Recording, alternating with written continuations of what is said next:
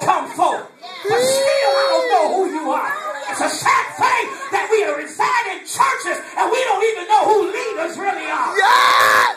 Oh, God. Can I be real for a minute? I might not be your friend today, but I want to be a helper to you. Because we come to a place where your leaders are not your best friends.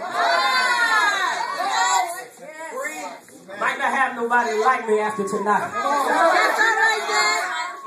Because when you get to a point where you try to be best friend with leaders, when it comes time to chastisement or rebuke, they want to know just as much as you know. I come to tell you, you got to know them that labor among you. So Jesus began to ask the question, and he asked the question, pastors and bishops, he said this, he said, who do men say that I am? Listen, you got to know this, and you got to know this for yourself.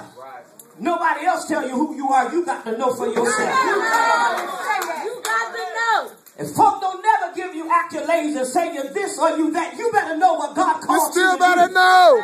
And I say this to everyone because men don't have a heaven or a hell to put you in. But the Bible said, work out your own soul. Oh my God. One thing I love about God, hit somebody around you and tell your neighbor, say, neighbor, you don't have to prove who you are. Just walk the walk. Just talk the talk.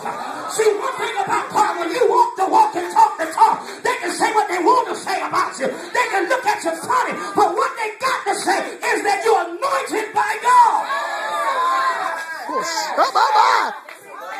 You don't have to you don't have to prove yourself.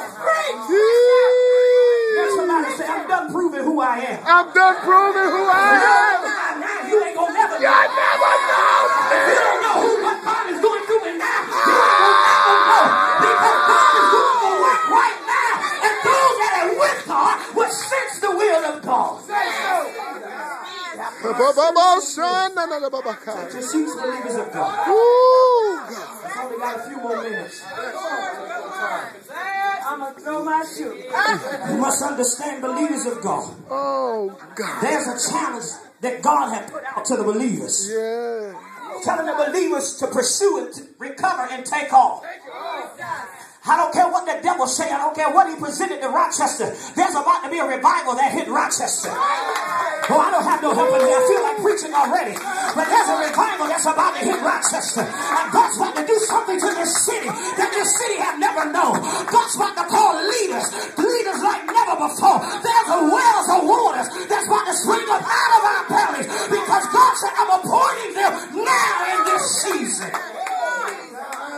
Actually, he began to question them. He said, he looked at them, he said, whom do man say ye that I am? Look at them, all 12 of them looking at one another, and they begin to be circumspectly looking and said, well, some of them say that you are John the Baptist.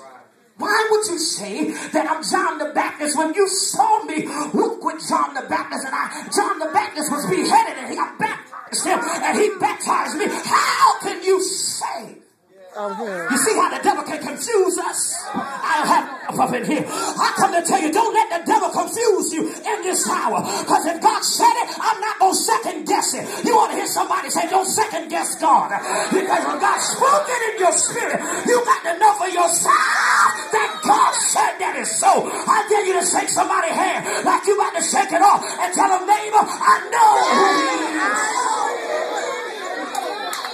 I got to hurry up in here.